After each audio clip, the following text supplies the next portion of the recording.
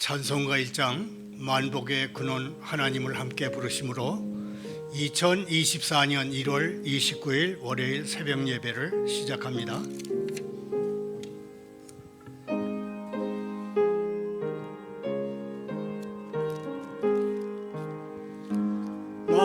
만복의 근원 하나님 온 백성 찬송 드리고 저 천사여 찬송하세 찬송 성부 성자 성령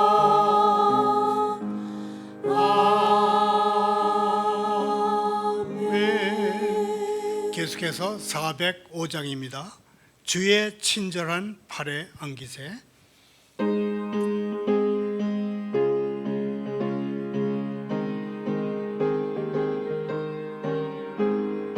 주의 친절한 팔에 안기세 우리 마음이 평안하리니 항상 기쁘고 복이 되겠네 영원하신 팔에 안기세 주의 팔에 그 크신 팔에 안기세 주의 팔에 영원하신 팔에 안기세 날이 갈수록 주의 사랑이 두루 광명하게 비치고 천성 가는 길 편히 가리니 영원하신 팔에 안기세 주의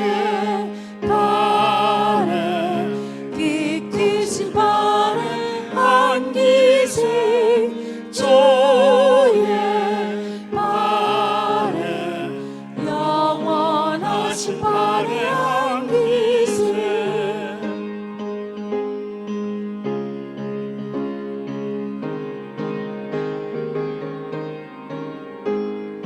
주의 보좌로 나아갈 때에 기뻐 찬미 소리 외치고 겁과 두려움 없어지리니 영원하신 팔에 안기세 주의 팔에 그 크신 팔에 안기세 주의 팔에 영원하신 팔에 안기세.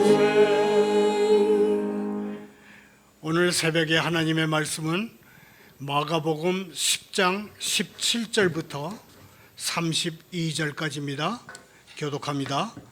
예수께서 길에 나가실새 한 사람이 달려와서 꿇어앉아 묻자오되 선한 선생님이여 제가 무엇을 하여야 영생을 얻으리까?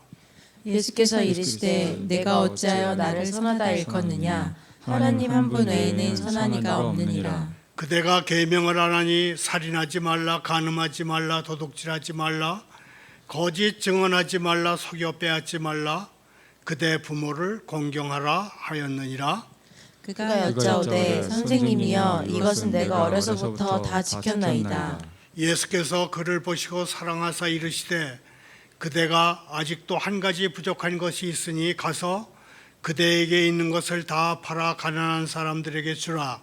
그리하면 하늘에서 보화가 그대에게 있으리라. 그리고 와서 나를 따르라 하시니 그 사람은 재물이 많은 고로 이 말씀으로 인하여 슬픈 기색을 띠고 근심하며 가니라. 예수께서 둘러보시고 제자들에게 이르시되 재물이 있는 사람은 하늘나라에 들어가기가 심히 어렵도다 하시니 제자들이 그 말씀에 놀라는지라. 예수께서 다시 대답하여 이르시되 얘들아 하나님의 나라에 들어가기가 얼마나 어려운지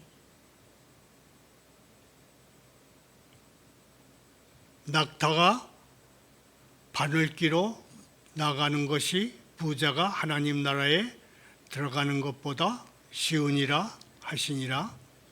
제자들이 매우 놀라 서로 말하되 그런즉 누가 구원을 얻을 수 있는가 하니 예수께서 그들을 보시며 이르시되 사람으로는 할 수 없으되 하나님으로는 그렇지 아니하니 하나님으로서는 다 하실 수 있느니라.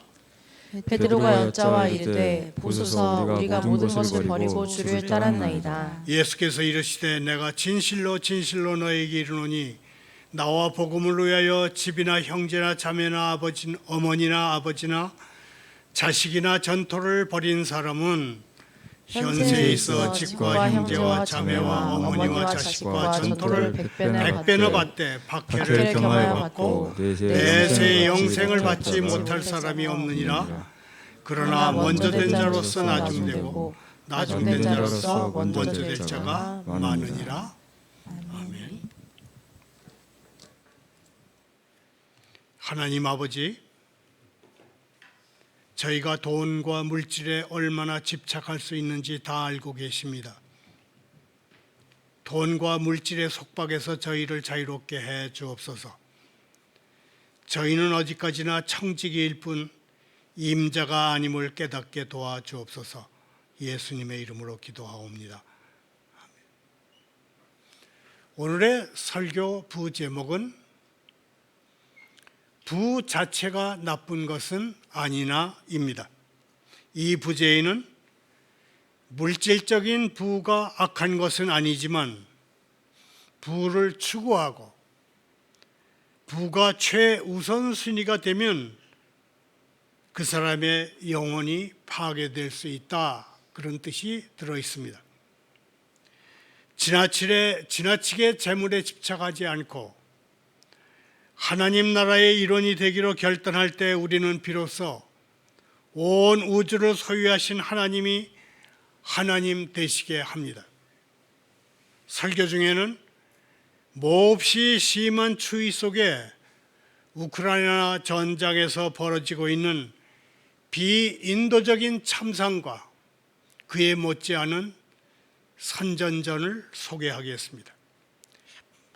미국 방송 CNN은 우크라이나 동부전선 격전지에 몹시 심한 추위가 닥쳤다면서 러시아는 무기나 전술보다 인력의 수적 우세로 적을 압도하는 인해 전술을 쓰고 있는데 전장에는 얼어붙은 러시아군 시신들이 널려 있다, 그렇게 보도했습니다. 먼저 오늘의 성경 본문 가운데 21절을 중심으로 사랑스럽지만 한 가지가 부족한 사람은 어떤 사람인지를 생각해 보도록 하겠습니다. 예수 그리스도의 복음은 야하고 천한 사람들 중에서도 가장 야하고 천한 사람들을 향한 것입니다. 그리스도 예수께서 죄인을 구원하시려고 세상에 오셨다고 하는 이 말씀은 믿음직하고 모든 사람이 받아들일 만한 말씀입니다. 복음이 그 대상으로 삼지 못할 만큼 너무나 사악한 사람은 정말 아무도 없습니다. 이 복음은 사악한 사람들뿐만 아니라 의심할 바 없이 도덕적으로 고결한 사람, 행동이 올바른 사람, 가정과 사회관계에서 칭찬받을 만한 사람들에게도 애정을 담아 전해졌습니다. 오늘의 성경 본문에 등장하는 젊은이의 경우 그는 도덕성이 부족하지 않았습니다. 그는 선생님, 저는 이 모든 것을 어려서부터 다 지켜왔습니다라고 말할 수 있었습니다. 그때 예수님이 사랑하시는 마음으로 그 청년을 바라보시며 말씀하셨습니다.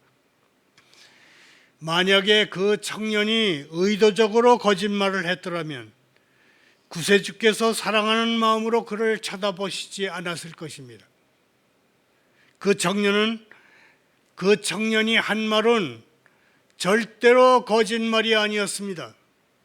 그는 말수가 적고 꾸밈이 없고 뜻이 매우 높고 위대한 사람이었습니다. 그는 전적으로 정숙하고 정직하며 거룩하게 살기를 간절히 바란 사람이었습니다. 형제자매여, 이 청년의 경우가 바로 그대의 경우라면 저는 그대에게 축하의 말을 전할 것입니다. 도덕성은 지저분한 죄악들에서 오는 수천 가지 슬픔에서 그대를 구해줄 것이기 때문에 저는 칭찬의 말을 건넬 것입니다. 이 청년은 밖으로 드러난 외형적 신앙에 있어서도 부족하지 않았습니다. 예수님이 길을 가시는데 이 청년이 달려와서 무릎을 꿇습니다. 그리고 말씀합니다. 선한 선생님, 제가 무엇을 해야 영원한 생명을 얻겠습니까? 다른 복음서에 기록된 대로 이 청년은 회당 관리인이었습니다. 회당 관리인직에 오를 만큼 그는 분명 사람들의 존경을 받는 그런 사람이었습니다. 이 청년이 길을 지나시는 예수님을 보자마자 달려와서 무릎을 꿇고 선한 선생님이여 라고 말했을 때 그는 자신의 외형적인 습관들이 신앙적인 성향에서 배어나오는 것임을 보여줬습니다. 이 청년처럼 그리스도인들이 서로 만나는 장소를 사랑하고 거룩한 찬양에 관심을 가지며 그 거룩한 책을 함께 읽고 혹시라도 하나님의 백성이 모이는 집회에 올라오지 못할 때 슬퍼하는 사람들이 우리 가운데에도 있습니다. 저는 그런 분들에게 축하의 말을 건네고자 합니다. 제 생각에 이 청년은 순수하고 사랑스럽고 좋은 평판을 얻으며 존경받는 데 있어서 부족함이 없었던 것 같습니다. 그는 우리 주님을 선한 선생님, 선한 스승님이라는 탁월한 호칭으로 불렀습니다. 선한 선생님이라는 호칭은 유대인들이 그들의 랍비를 부를 때도 잘 사용하지 않던 그런 존칭입니다. 선한 선생님이라는 호칭 사용은 그 청년이 거룩한 그리스도를 마음 깊이 경외하고 있었다는 사실을 보여줍니다. 형제자매여, 이것은 우리의 경우에도 마찬가지입니다. 우리는 하나님의 백성에게 모욕적인 말을 하지 않습니다. 우리는 그리스도의 목회가들을 사랑합니다. 하나님의 백성과 교제하는 것보다 더 우리를 기쁘게 하는 교제는 없습니다. 우리는 신앙을 가지고 있습니다. 비록 우리가 가지지 못한 신앙의 어떤 부분이 있다고 하더라도 우리는 그 부분을 존중합니다. 또한 우리가 가지지 못한 그 부분을 이제는 가지려고 노력합니다. 우리가 이런 언행으로 좋은 평판을 얻는 것을 스스로 축하하며 하나님께 감사합니다. 이 청년은 정통성도 부족하지 않았습니다. 그는 의심을 품지 않고 제가 무엇을 해야 영원한 생명을 얻겠습니까? 라고 여쭙습니다. 그는 영생을 믿고 있었습니다.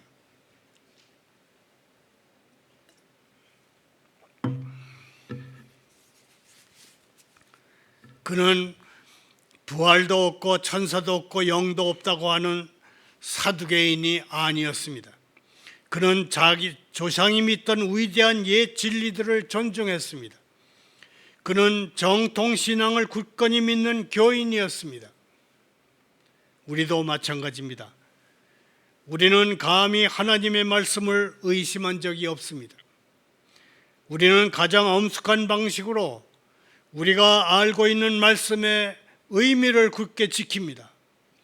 우리는 세상의 이단이나 사이비 종교로 비춰지는 것을 원치 않습니다. 우리는 하나님의 존재나 그리스도의 신성이나 거룩한 피로 죄 사함을 받는 보혈의 대속이나 가장 거룩한 신앙의 다른 본질적인 것들을 함부로 해석하지도 않습니다. 우리의 지성이 허락하는 한 우리는 이런 것들을 아주 분명하게 인식하고 있습니다. 이것을 저는 하나님께 감사드립니다. 형제자매여, 이 청년은 진실성도 부족하지 않았습니다. 그리고 열정도 부족하지 않았습니다. 이 청년은 위선자와는 거리가 너무 멀었습니다. 자기 심정을 솔직히 이렇게 말했습니다. 선생님, 저는 이 모든 것을 어려서부터 지켰습니다. 얼마간 잘난 척하는 것 같이 비춰질 수는 있겠지만 그는 숨김없이 자신의 있는 모습을 그대로 보여드렸습니다. 더욱이 이 젊은 관리는 열정에서 부족하지 않았습니다. 그는 예수님께 달려와서 꿇어앉아서 제가 무엇을 해야 영생을 얻을 수 있겠습니까? 그렇게 여쭙습니다. 이 청년은 생각이 깊은 사람이었습니다. 그는 율법을 공부했고 공부한 것을 지키려고 노력했습니다. 그는 머리로는 자기 의를 내세웠지만 가슴 속으로는 무언가를 찾고 있었습니다. 그래서 그는 제가 무엇을 해야 영원한 생명, 이터널 라이프를 얻겠습니까? 그렇게 여쭙던 것입니다. 형제 자매여, 우리도 어느 정도 이 청년 같은 위치에서 이렇게 정직하게 말할 수 있을 것입니다. 저는 제가 할 수 있는 모든 것을 다 해봤습니다. 저는 제 빛이 저를 인도하는 데까지 가보려고 애썼습니다. 하지만 저는 제가 구원받았다는 사실을 믿지 못하고 있습니다. 그래서 제 자신이 구원받기를 원합니다. 그것이 무엇이겠습니까? 제 가슴속을 찌르는 그 빈 공간을 채울 수 있는 그 비밀한 것은 도대체 뭐라는 말씀입니까? 저에게 안식을 줄 수 있는 그것은 도대체 무엇입니까? 그 안식을 저는 아직도 찾지 못했나이다. 형제자매여, 이 청년이 그랬던 것처럼 우리 마음의 상태를 모르고 있을 수 있습니다. 그래서 그리스도께서 어떤 엄격한 교훈을 그대에게 하신다면 아마도 그대도 그 부자 청년처럼 슬픈 기색을 띠고 근심하며 떠나갈 것입니다. 한 가지 분명한 사실은 이 청년은 지식이 부족했다는 사실입니다. 그는 살인, 간음, 도둑질, 거짓 증언, 속여 빼앗기를 하지 않았고 부모를 공경했습니다. 그러나 그는 스쳐 지나가는 부정한 눈길, 이유 없는 증오, 탐욕적인 소망 같은 것이 하나님의 율법을 범하는 것이라는 사실은 깨닫지 못하고 있었습니다. 그것이 지식 부족입니다. 이 청년은 구원의 계획도 알지 못했습니다. 그렇기 때문에 제가 무엇을 해야 영생을 얻을 수 있겠습니까? 그렇게 질문했던 것입니다. 무엇을 해 영생을 얻으리까라는 질문으로 이 청년이 구원은 행함으로가 아니라 믿음으로 받는다는 사실을 모르고 있다는 사실을 들통내버리고 말았습니다. 구원은 우리의 공로가 아니라 예수님을 단순히 믿음으로 구원받는다는 사실을 그가 모르고 있다는 사실이 드러나는 것입니다. 구원은 믿음으로 받는다는 사실을 모르고 있다는 점에서 이 청년은 우리 중에 대다수와 거의 비슷합니다. 그는 온화한 감정과 청렴한 모습을 드러냈지만 우리가 모범으로 삼기에는 그 마음에 깊은 불안이 있었습니다. 말을 맺습니다. 마가복음 10장 21절 22절을 다시 읽겠습니다. 예수께서 그를 보시고 사랑하사 이르시되 네가 아직도 한 가지 부족한 것이 있으니 가서 내게 있는 것을 다 팔아 가난한 자들에게 주라. 그리하면 하늘에서 보화가 내게 있으리라. 그리고 와서 나를 따르라 하시니 그 사람은 재물이 많은 고로 이 말씀으로 인하여 슬픈 기색을 띠고 근심하며 가니라. 여기서 잠깐 세계적인 방송 신문들이 전하는 혹한의 격전지 우크라이나 전장에서 빚어지고 있는 몹시 심한 추위 속에 인도주의적인 고난을 전하겠습니다. 미국 방송 CNN은 우크라이나 특수부대 장교의 말을 빌어서 최전선 바로 뒤에는 러시아 병사들이 얼어붙은 채로 쓰러져 있다며 영하 20도가 넘는 추위 속에 누구도 대피시키지 않고 시신을 수습하지 않는다고 했습니다. 러시아 병사들은 특별한 임무 없이 그냥 전장에 나와서 죽는 것 같다고 했습니다. 한편 러시아 국방부는 지난 24일 러시아군 수송기가 우크라이나 접경 지역에서 우크라이나 군의 미사일을 맞고 떨어져서 포로 교환을 하기 위해서 이동하던 우크라이나군 포로 65명을 포함한 탑승자 74명이 모두 사망했다고 발표했습니다. 젤렌스키 우크라이나 대통령은 이 기사가 나온 후 기자회견을 열어서 이 사건은 러시아 영토에서 발생하므로 국제기구가 나서서 조사해야 한다는 말로 우크라이나 군의 소행이 아님을 분명히 했습니다. 사고 비행기는 우크라이나 군이 미사일로 떨어뜨리기에는 너무 먼 러시아 내륙에 있었으며 러시아 조사위원회가 발표한 영상 속에는 부서진 기체가 보이지 않았습니다. 따라서 러시아군 수송기 추락 사고는 러시아의 자작극이거나 선전극이었을 것으로 지금 세계 미디어들은 보고 있습니다. 다시 성경으로 돌아옵니다. 이제부터는 예수님이 부자 청년에게 그대에게 오히려 한 가지 부족한 것이 있다고 하신 말씀의 의미를 짚어보겠습니다. 그대에게 아직도 한 가지 부족한 것이 있으니 하는 이 말씀에는 경고가 들어 있습니다. 이 청년에게 부족한 한 가지는 자신의 마음을 전적으로 온전히 그리스도 안에서 하나님께 바치는 것이었습니다. 우리 구세주께서는 그 청년을 시험해 보고자 가서 내게 있는 것을 다 팔아 가난한 사람들에게 주라고 명령하셨습니다.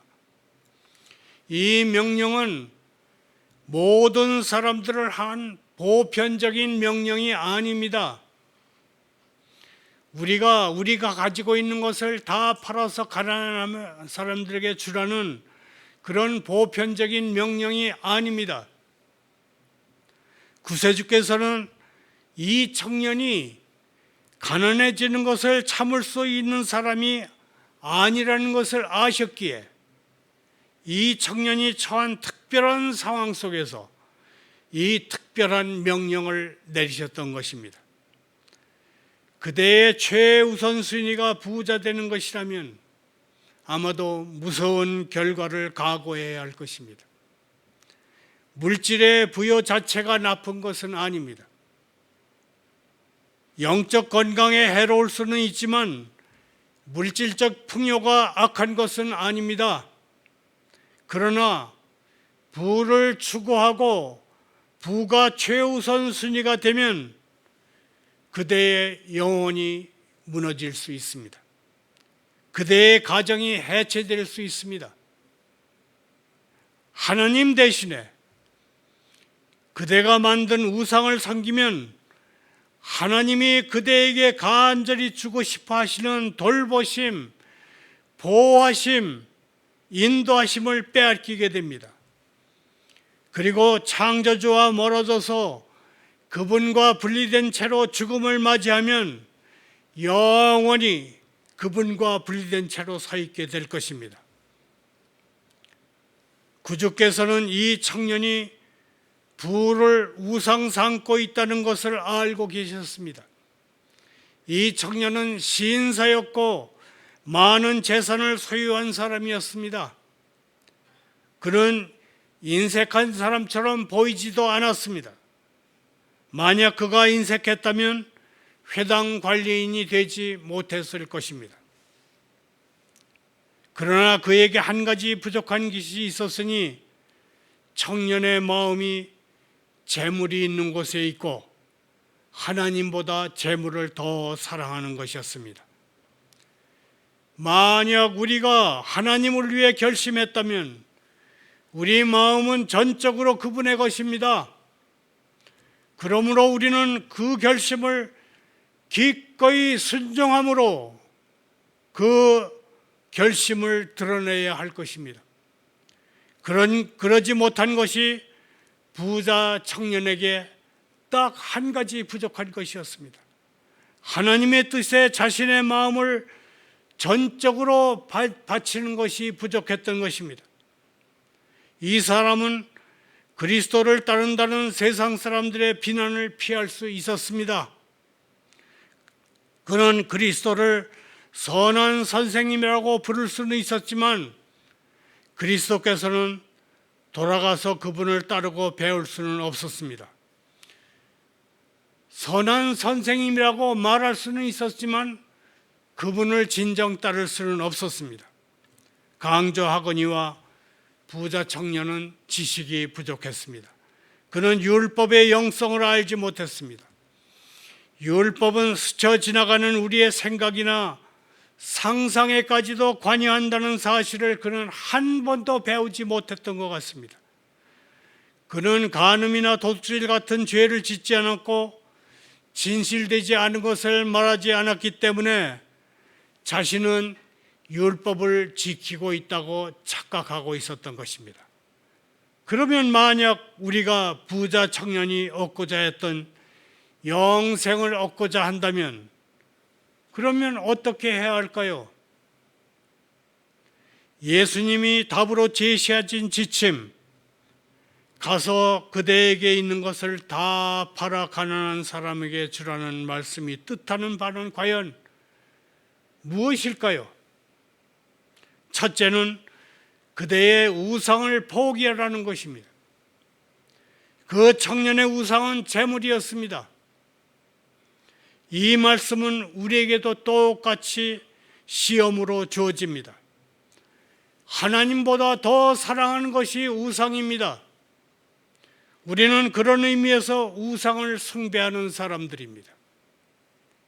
한 사람이 두 주인을 섬기지 못할 것이니 우리는 현재 우리의 주인이 무엇이든지 간에 내쫓아야 합니다.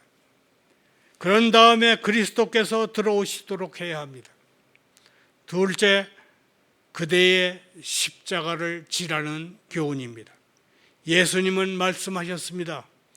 누구든지 사람 앞에서 나를 부인하면 나도 하늘에 계신 내 아버지 앞에서 그를 부인하리라. 우리 중에는 은밀한 기독교인으로서 소문 없이 슬쩍 천국에 들어갈 것이라고 생각하는 사람들이 있습니다. 만약 그대가 그런 기독교인이라면 소문 없이 천국에 들어갈 생각을 하고 있다면 이 점을 마음에 두십시오. 그리스도께서는 그분을 고백하지 않으려는 소심한 영혼들을 구원하기 위해서 이 땅에 오시지 않았습니다. 형제자매여, 만약 그대가 그리스도의 월계관을 갖기 원한다면 그대의 십자가를 져야 합니다. 사람들의 조롱이 그대가 져야 할 십자가라면 그대는 그 조롱의 십자가를 져야 합니다. 세 번째, 나를 따르라는 교훈입니다. 그리스도께서는 나를 따라오라고 말씀하셨습니다. 예수님은 자신을 믿고 의지하라는 뜻으로 나를 따르라고 하셨습니다. 예수님은 우리에게도 이렇게 말씀하십니다. 나를 끝까지 따라오세요.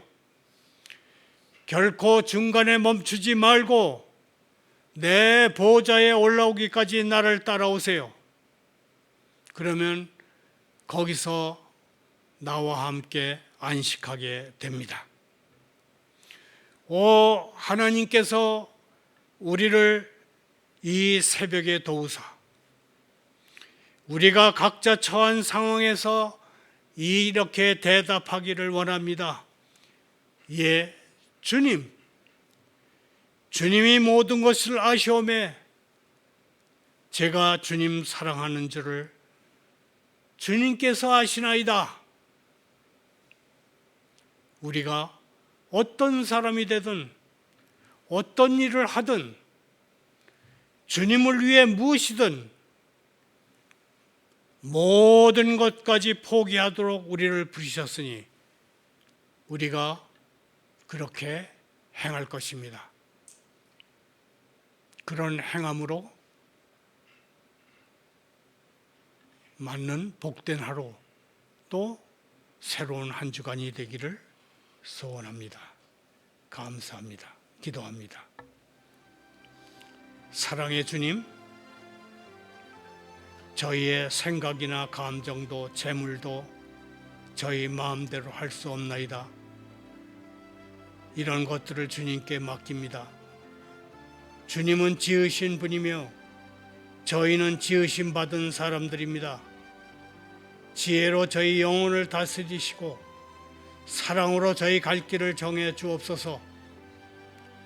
북한 수용소에 갇힌 그리스도인들의 생명과 안전을 지켜 주옵소서.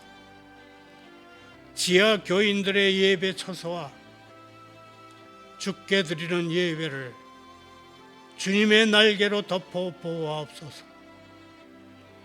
핍박과 고난에도 끝까지 승리하여 주님 주실 의의 면류관을 받게 하옵소서. 예수님의 이름으로 기도하옵나이다.